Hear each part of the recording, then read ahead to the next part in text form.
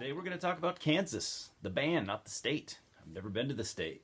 I don't know anything about it other than the band came from the state. So Kansas, though quite popular, super popular, mega popular, sold millions of records, I've always found them to be kind of an underrated band, if I'm being honest.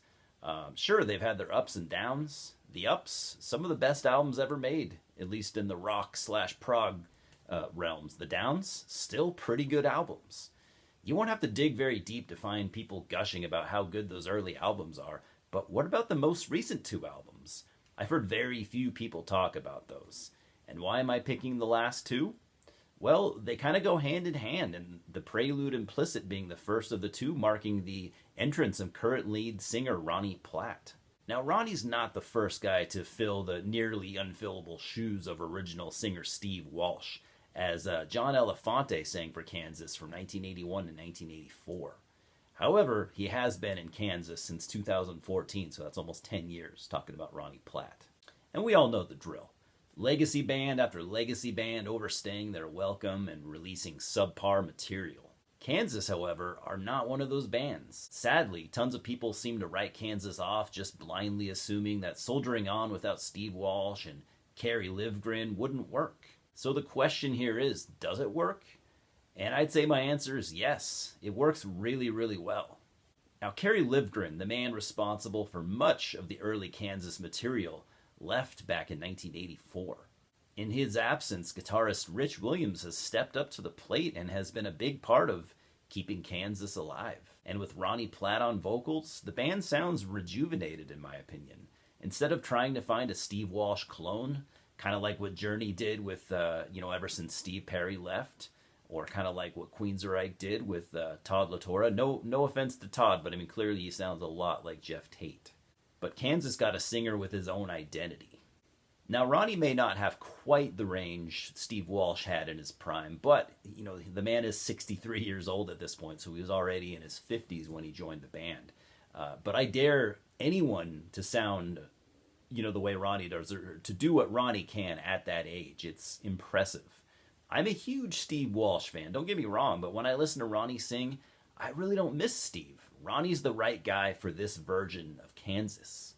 Now here we have the Prelude Implicit. This came out in 2016 via legendary prog label Inside Out Music. The music here sounds fresh, and I also should mention that this was also the first album to feature David Minion on keyboards and Zach Rizvi, sorry, I don't know how to pronounce it, Zach Rizvi on second guitar. And here we have a collection of songs that stand apart from each other, each one having its own identity. I'm not saying that there isn't any filler here, because I really don't care for the sappy Unsung Heroes, track 3. But still, we get songs like the 8-minute epic The Voyage of 818.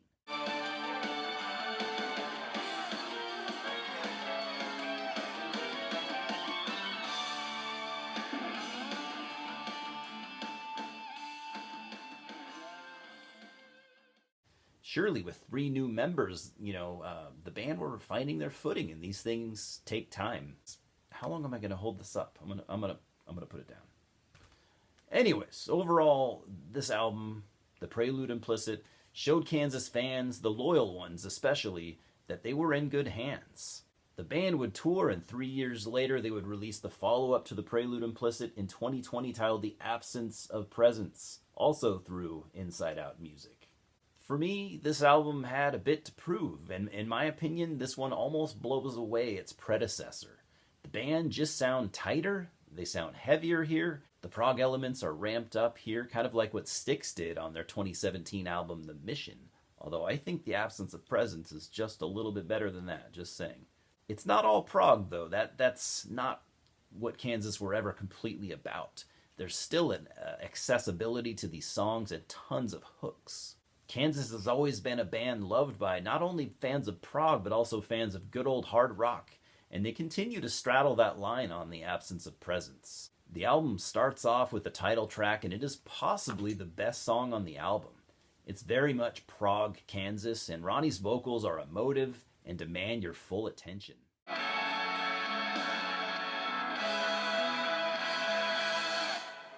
can see reflections drifting in.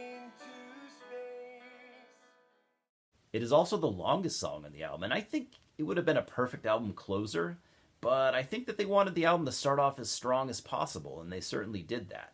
The rest of the album does what a great Kansas album should do, which is going back and forth between prog and catchy hard rock songs. The absence of presence sounds inspired. This is not the sound of a band that is tired and wore out from years and years on the road and writing albums. This is the sound of a band that loves what they do and still has something to say. This album is not only worth your money, it's worth your time. Sonically, it sounds great, punchy and full. The lyrics are emotive and thought-provoking, and the musicianship is excellent. The songwriting here is strong. I find absolutely nothing wrong with this album, and I can't think of another band still putting out music of this quality this far in their career. If you're a Kansas fan and have not heard The Prelude Implicit or The Absence of Presence, check them both out. I encourage you. The latter is the better of the two, and for scores, I think I'd give The Prelude Implicit a 7.5, and The Absence of Presence gets a 9 from me.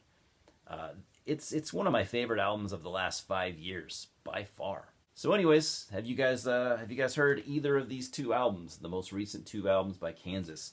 Let me know what you think. Are you fairly new to Kansas? I only really got into them maybe within the last 7 years, something like that, maybe less than 10 for sure, but they've quickly become one of my favorite bands. I'd also like to hear, even more importantly, if you're a longtime Kansas fan, what do you think about those two albums?